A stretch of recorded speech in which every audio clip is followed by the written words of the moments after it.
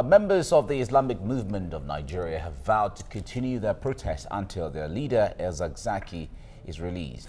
Now, this is their stance after Monday's protest clash between the police and the sect in Abuja, where 115 members were arrested. Several persons were also wounded, including 22 policemen, and property damaged as well. The protesters wielding cudgels and hurling stones at the police tried to force their way to the Unity Fountain in the central area of the FCT to demand the release of their leader, Ibrahim El-Zakzaky. The police fired water cannons and tear gas canisters to disperse the crowd.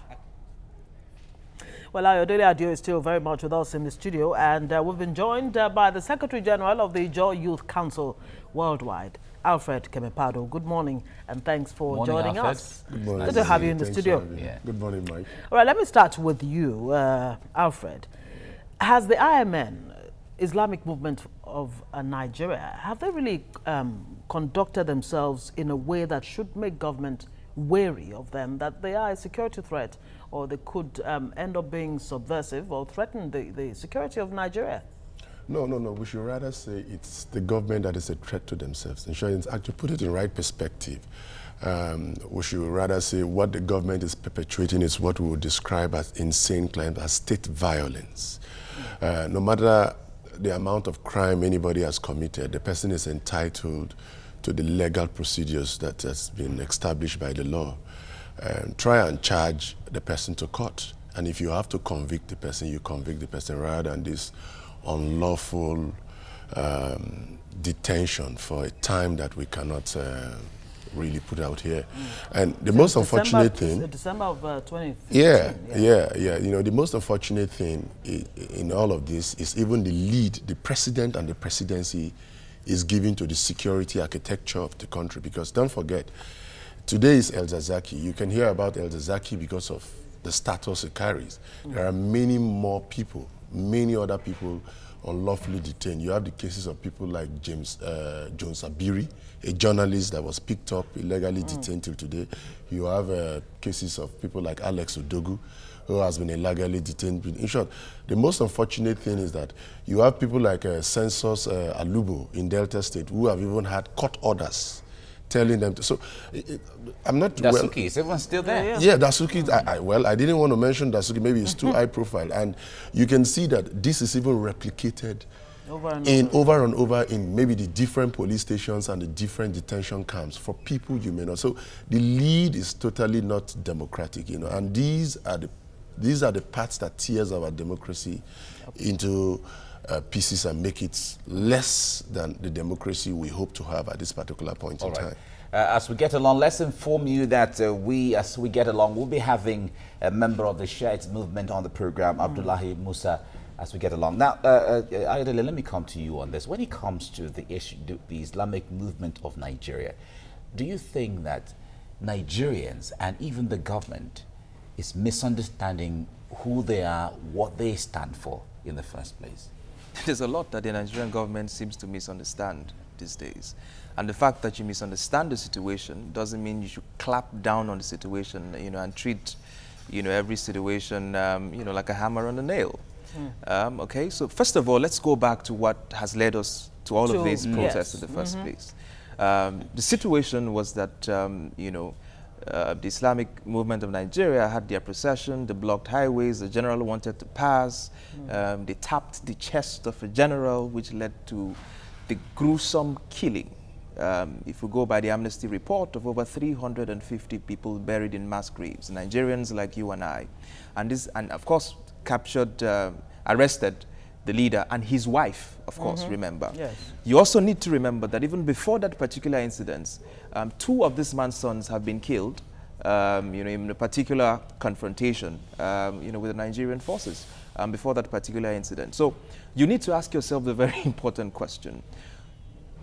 Does the tapping of the chest of a general in a so-called democratic society amount to the gruesome killing of over 300 of your own citizens and burying them in mass graves?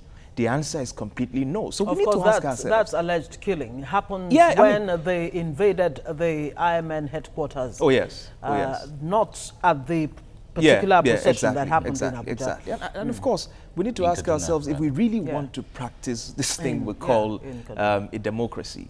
Do we really want to practice a democracy? And if we want to practice a democracy, we must begin to respect court orders. The Federal High Court has shouted to the rooftop that this man should no longer be detained, and his detention was almost illegal.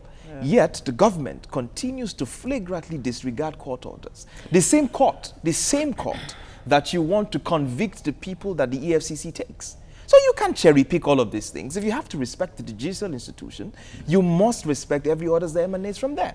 Remember that in the democracy, when we talk about the federal government, most times we're quick to assume that when the Constitution says the federal government, it's strictly talking about the executive government. The federal government compromises of the judiciary, the executive, and the legislative government.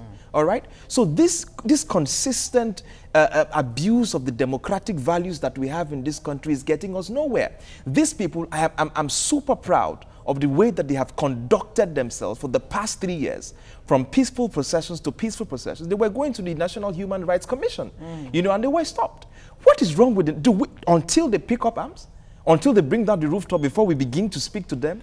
Okay, let me bring in Alfred, is this really, Ayodele thinks that, or he says that it had to do with the tapping of a general's chest that led to this, you know, confrontation between the members of the IMN and the Nigerian Armed Forces. Does it go beyond that, or is it because IMN allegedly wants to impose the Iranian kind of Islam in Nigeria, which has to do with the Shiite movement, against the mostly Sunni movement in Nigeria? Is that what is the underlying factor here? No, the underlying factor can be many other factors, not limited to what you have stated. But you see, the most important discourse here now is the continuous detention of their leader.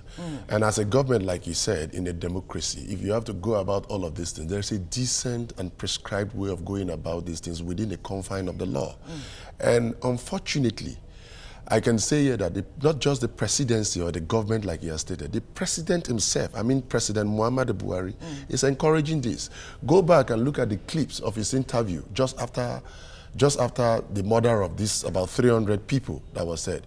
When he was interviewed in that live telecast, President Muhammadu Buhari was putting out a statue and saying that you can imagine civilians, I'm paraphrasing, going to tap the shoulders of generals. I agree. I have a little bit of idea of, I have a bit of idea of how the military thinks, you understand me? But you see, you are not military to scavenge or to intimidate or to dominate or to witch hunt, hound, kill your people. You have to protect them. So for a president of the Federal Republic, after that kind of gruesome murder of over 300 people, like Ayodele had stated, that is supposed to have kept him sober, to come up on national television in that forum with other journalists to describe the offense as tapping generals' shoulders, he was actually tapping the back of those who caused that mayhem to those kind of, and that is far from a democracy. In the meantime, Garba Shehu, the spokesman of this government, says that El-Zakzaky's continued detention is for his own good, for his own protection. For his own protection? Yes. Then Garba Shehu should go into detention for his own protection too. Okay. So what is good for the for the good? Good is good for the gander. You see, this is the recklessness and rascality that we have come to meet in this administration. And this should not be tolerated in a democracy.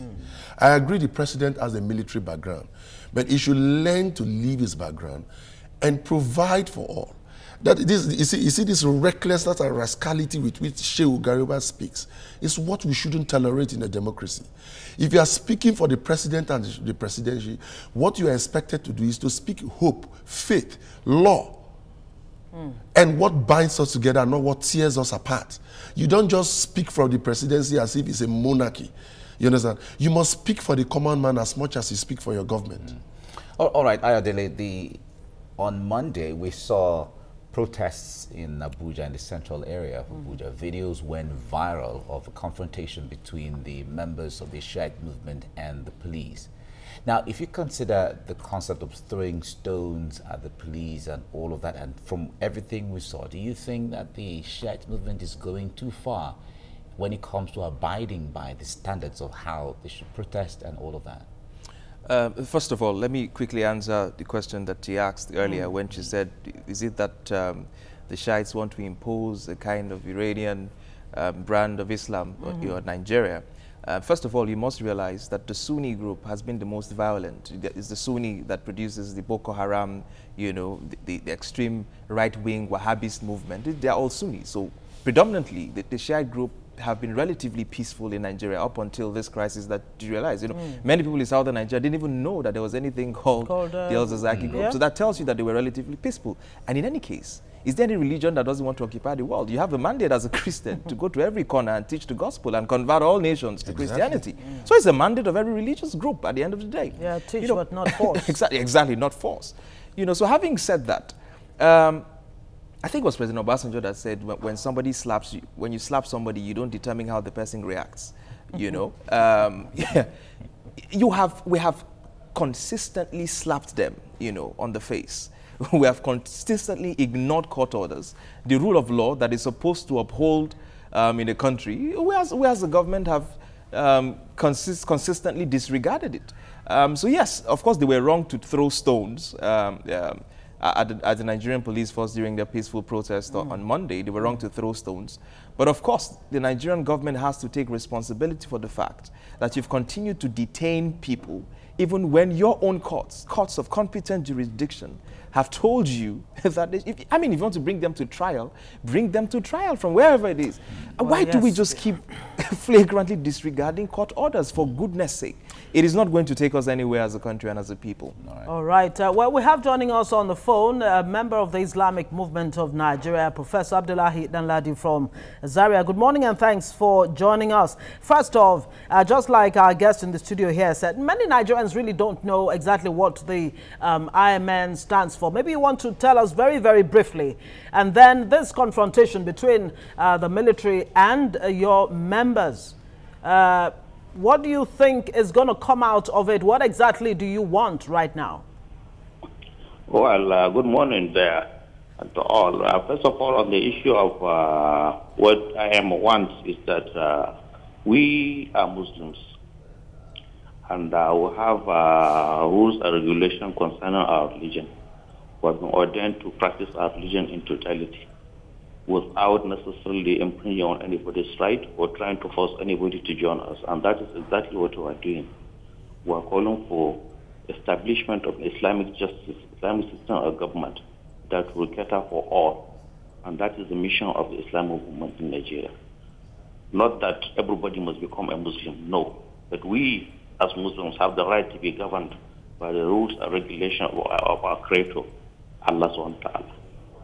So if that has answered your question, now on the issue of what we want is that it's no more a history that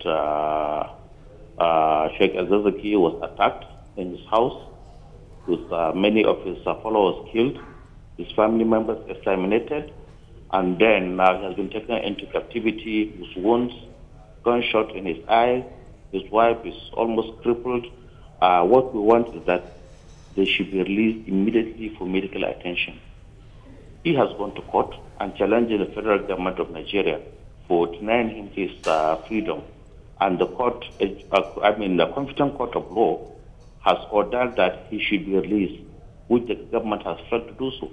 Now, the simplest thing for the government is to release this couple and all that have been illegally detained, let him go and seek for his health, and then every life will continue.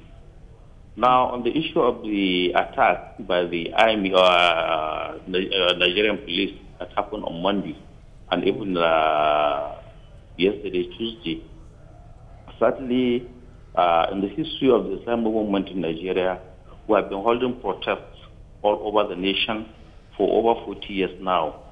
There had not been a single incident where we take initiating in attacking anybody. This is on record, and we challenge anybody to prove otherwise. So, even what happened on Monday, people were protesting.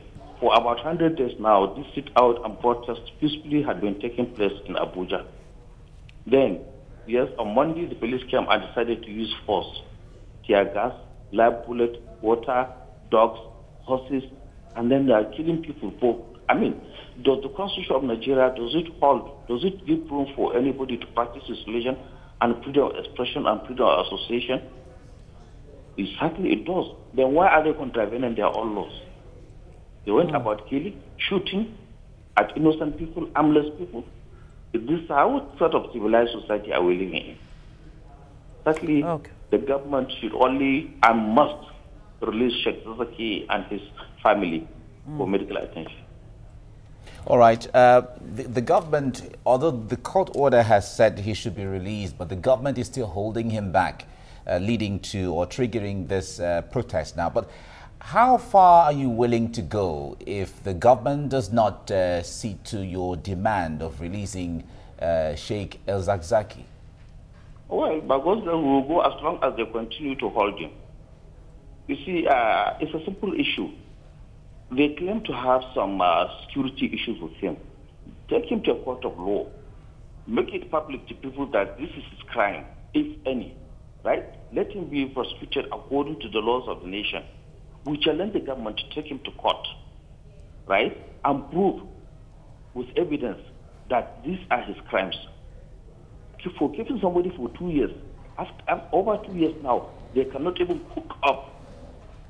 They cannot even cook up any security allegation to go and parade him, to go and present him at a court of law, means that there's something funny. Okay? So we'll continue to protest by God's grace until after he has been released. Professor Danladi Abdullahi, does the IMN have any kind of firm control over its members, any kind of system that educates and enlightens its members in a way that it would not constitute a threat to society? Because Nigerians are wondering if this is another Boko Haram in the making. Well, you very well remember the press conference Sheikh held in 2014 when his children were killed.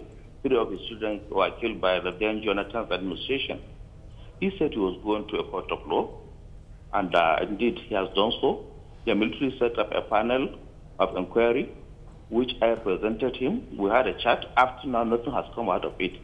So the point is that if after killing his 6 children, if after destroying our centers, if after killing, by vandalizing our graveyard, yet we have not gone into any violence, then definitely there is no amount of provocation they will do.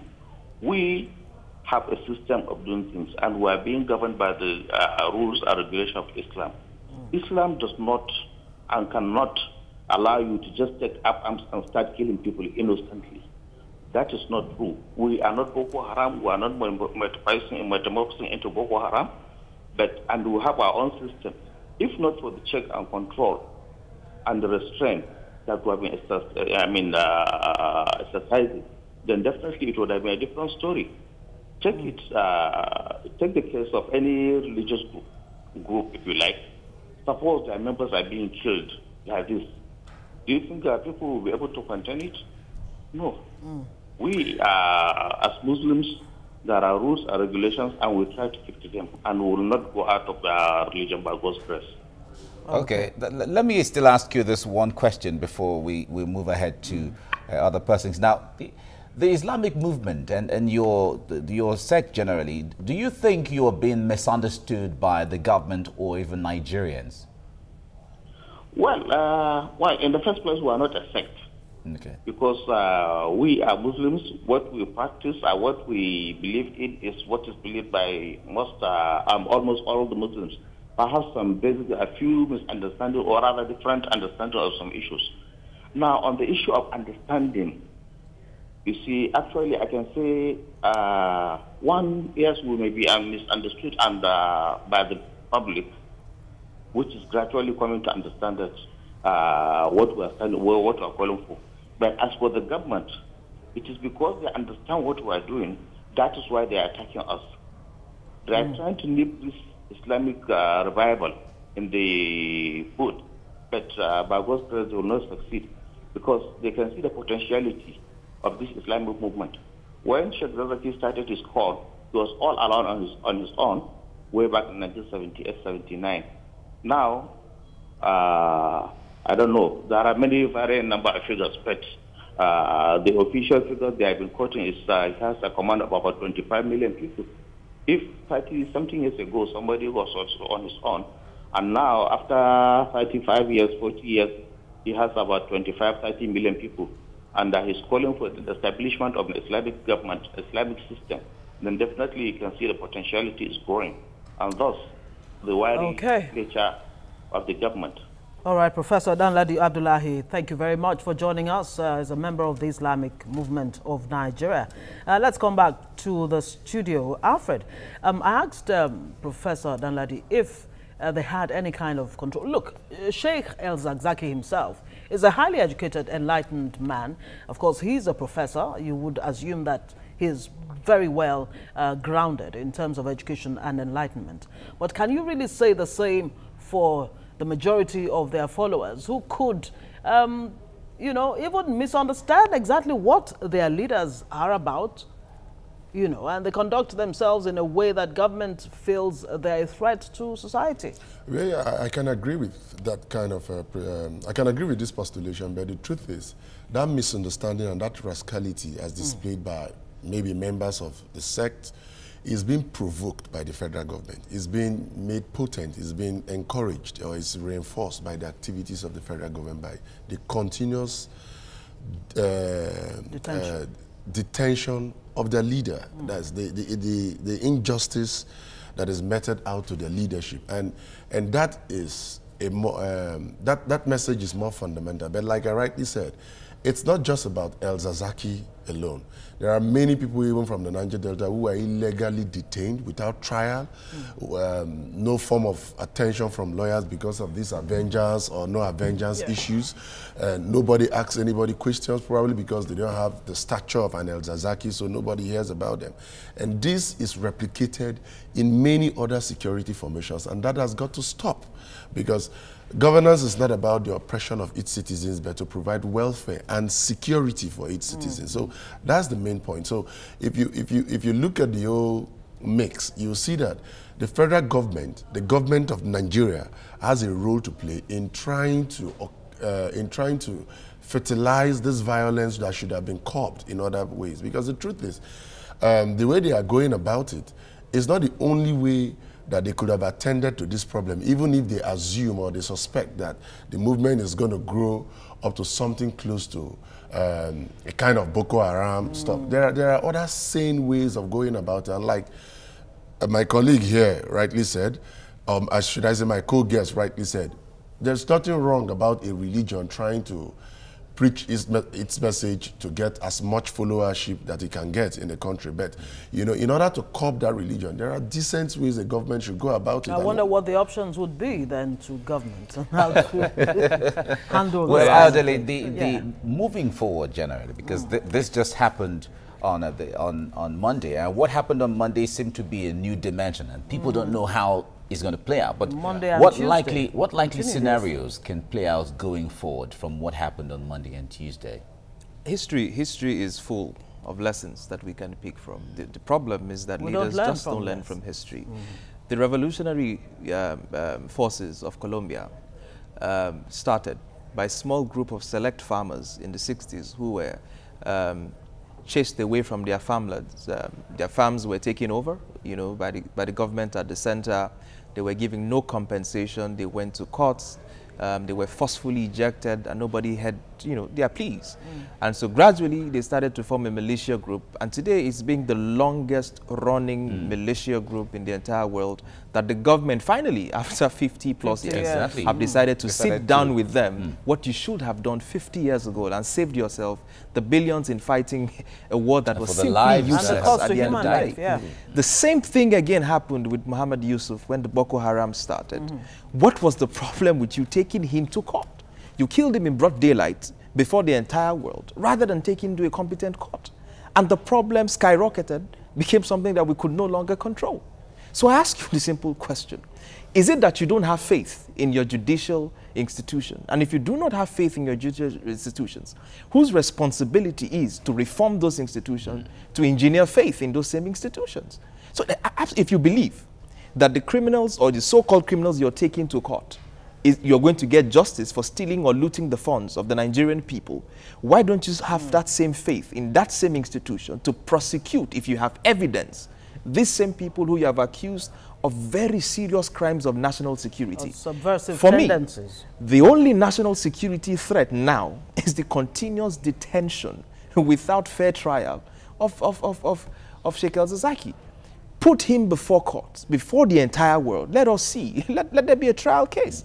If he's guilty, fine. The entire world will see that he's guilty. His members will see that he's guilty. He's gone through a process. Otherwise, I mean, I've listened to Femi Falana say consistently how he went to the streets to campaign for the illegal detention of President Muhammadu Buhari, even though as a military government, he also detained people. Yeah. But people went on the street to demand that he be released from prison from an illegal detention from the IBB government. And of course, apart from the Federal High Court, Abuja, of course, Justice Gabriel Kolawole saying that Zakzaky should be allowed to go on bail. A 15 million naira, sum was awarded for his unlawful detention. Yes. I wonder if there's any guarantee he's going to get that. I mean, he's not even been let off I mean, on the bail. cases. Well, let me point out something that the IMN cited in its letter to the UN, saying that, look, there is a risk of ethno-religious tensions which could snowball into major conflicts. So that's another threat. Yes. We already have a major conflict before us. We can see it in the it's streets of clear. Abuja. It's just clear. We just praying that hoodlums don't take advantage of Exactly. that to unleash themselves into innocence. But you see, all of the, see, let's put it in perspective. This is pure state violence against these people, and it has to stop. State violence. Who's going to stop it? I mean, they've written the UN. It doesn't look like well, hearing. Well, if the government is not going to stop necessarily it, from them. well, it's state violence against its people, and the government has got to stop this form of state violence. That's the simple truth. You don't detain people. Like, I'll reiterate again. It's not just about El-Zakzaky. The Dasuki case is there. I'm not spokesman for Dasuki or anybody. And the many other people that have been detained because of their vengeance story or another. Take them to court. Try them. Like it's about the system. It's about the system. Exactly. Yeah. Convict Mr. Alfred, if the police could even keep the peace, if this violence skyrockets, I mean, would even excuse it. They can't keep the peace. Yeah. If this thing breaks out, the Nigerian police is incapable of, let's call a spade what it is and not a family implement. You can't keep the peace in Ikorodu from a small set of Bado groups. We had to call the OPC and a joint task force to go and solve a small problem in Ikorodu here, a small set of criminals. The police can't keep the peace. If this thing snowballs into a national crisis, your police cannot protect you from this. And so why don't you excuse and deal with this issue? About 115 of them, according to the IMN, about 30 members are missing. We don't know if they are part of the 115 that are said to have been arrested. Well, gentlemen, we'll have to leave it there. Thank you so Alfred, much for coming. Kamepado, good to see you in the studio. Always talking to you from far away in Port Harcourt. Of course, we had Professor Danladi Abdullahi, a member of the IMN, who spoke with us via phone. And of course, our friend in the house, Dele Adio. Thank you very much for joining us this morning. Thank you so much, gentlemen, for coming on.